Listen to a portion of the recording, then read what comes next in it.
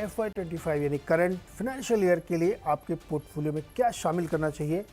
सीधे स्टॉक की बात, नो ज्ञान, केवल स्टॉक की बात करेंगे। तो अब तक हमने 8 स्टॉक की बात की है, एक बार रिपीट कर देते हैं आपके सामने। सुदीप सर ने 2 स्टॉक अब तक सुझाए हैं, टाटा टेक्नोलॉजीज और transformer and rectifiers. Abhishek ji की 2 हैं, आवास फाइनेंशियर्स और एंड्योरेंस टेक्नोलॉजीज। गौरांग सर की है SBI और TVS मोटर्स। सनी अग्रवाल की महिंद्रा एंड महिंद्रा और JSW इंफ्रा। तो अभी तक जो है ऑटो और बैंक का पलड़ा भारी चल रहा है ना, थोड़ा ज़्यादा है। सुदीप सर, तीसरा स्टॉक आपका।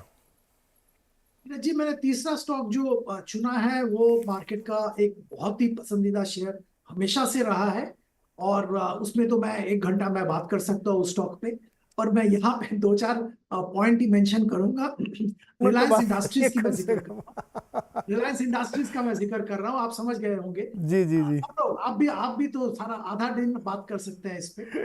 और इसमें 2-3 खास बात मैं बताना चाहूंगा जो इस माहौल में समझना बहुत जरूरी है। पहली बात है, देखिए क्रूड को लेके बहुत हल्ला हो रहा है। और इंडिया में कहाँ से कब कौन सा क्रूड आएगा ये किसी को मालूम नहीं है।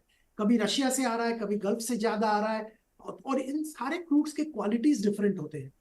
पर रिलायंस का जो रिफाइनरी है उसका खासियत यह है कि हर तरह के क्रूड रिफाइन करने की क्षमता रखता है।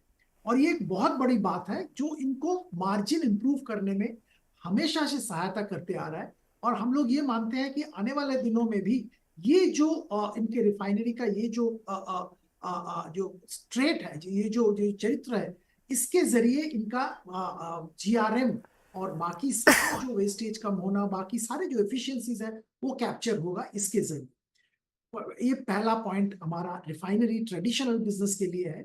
दूसरा पॉइंट मैं जो कहना चाहूंगा यहाँ पे, इनके जो इमर्जिंग बिजनेसेस है, इनको आप 3 सेगमेंट में पहले देखते थे, अभी इसको 4 सेगमेंट में देखना चाहिए। मैं कह रहा हूँ क्यों कह रहा हूँ।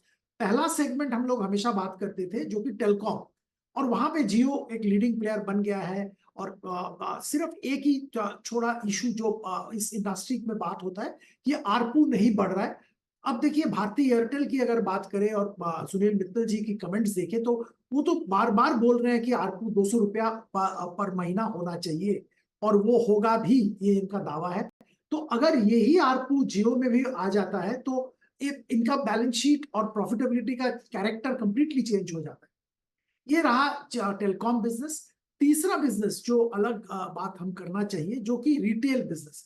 अब रिटेल में ये सबसे बड़ा प्लेयर है आज के दिन में। हम एवेन्यू सुपरमार्ट को एक बहुत अच्छा वैल्यूएशन देते हैं।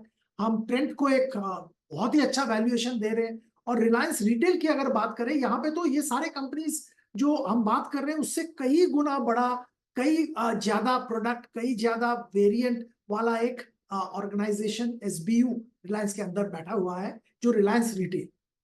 चौथा बिजनेस जिसका जिक्र रिलायंस के चेयरमैन मुकेश अंबानी जी ने बहुत बार किया है और जहां पे बहुत जबरदस्त काम हो रहा है, वो ग्रीन एनर्जी का। अब ये ग्रीन एनर्जी में कब क्या कैसे ये आगे बढ़ेगा, ग्रीन हाइड्रोजन का कंपोनेंट क्या होगा, ये अभी बताना मुश्किल है। बहुत सारे मूविंग पार्ट्स हैं पर काम हो रहे हैं। पर जो सबसे इंटरेस्टिंग बात है कि डिज्नी जो डिज्नी प्लेटफॉर्म एक्वायर किया इन्होंने पिछले महीने में, उसके जरिए एक एंटरटेनमेंट में भी एक बेहेमौथ बन रहा है। और उसका वैल्यूएशन भी एक बहुत अच्छा वैल्यूएशन आने वाले दिनों में मिलने वाला है। क्योंकि आज के दिन में ये अगर आप स्पोर्ट्स देखें तो सारा स्पोर्ट्स की जो जो प्राइम प्रॉपर्टीज है सारे इनके पास है, बिटवीन डिज्नी हॉटस्टार एंड जो जियो सिनेमा, उनके पास सारे प्रॉपर्टीज हैं। और हम जानते हैं कि कस्टमर अट्रैक्ट करने में, आईबॉल्स अट्रैक्ट करने में ये सबसे बड़ा फीचर होता है। इसके अलावा बाकी सारे जो स्टार स्टार के जो सारे चैनल्स हैं, जो सारे जनरल जनरल एंटरटेनमेंट है, जो न्यूज चैनल्स हैं, सारे इनके पास आ रहे हैं। तो एक बहुत बड़ा बेहमौत बनेगा। तो अभी देखिए 5 बड़े वर्टिकल बन गए हैं और 5 में भी लीडरशिप पोजीशन में ये जाएंगे या ऑलरेडी है। एक तो traditional oil and gas business, telecom business, retail business, green energy और एंटरटेनमेंट, तो और मीडिया एंटरटेनमेंट। तो ये पांचों बिजनेस का अगर आप अलग से देखें, सम ऑफ पार्ट्स वैल्यूएशन बहुत ज्यादा होता है।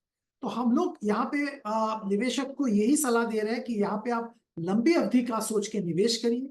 मिनिमम 4,000 रुपए का टारगेट रखिए, 1 साल प्लस का होराइजन रखिए। वैल्यू अनलॉकिंग और वैल्यू रियलाइजेशन कैसे होगा ये बताना आज के दिन में मुश्किल है।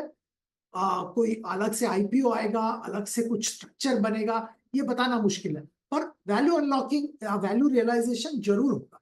तो 4,000 रुपया का टारगेट रख के यहाँ पे जरूर खरीदारी करिए, अपने पोर्टफोलियो में रिलायंस इंडस्ट्रीज को शामिल कीजिए। बहुत इंटरेस्टिंग है और इसमें हर सेगमेंट में जिसमें भी ये काम करते हैं उसमें लीडिंग पोजीशन है।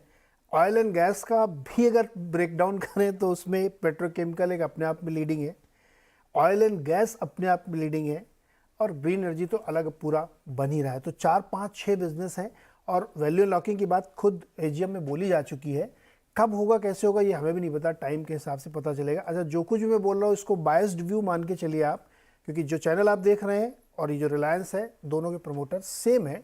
तो एक स्पेशल डिस्क्लोजर है कि आप इस पर कोई भी एक्शन लेने से पहले एक बार और किसी और से भी राय ज़रूर लीजिए। मेरी राय जो मैं बोल रहा हूँ शायद ही आपको बायस लगे, लेकिन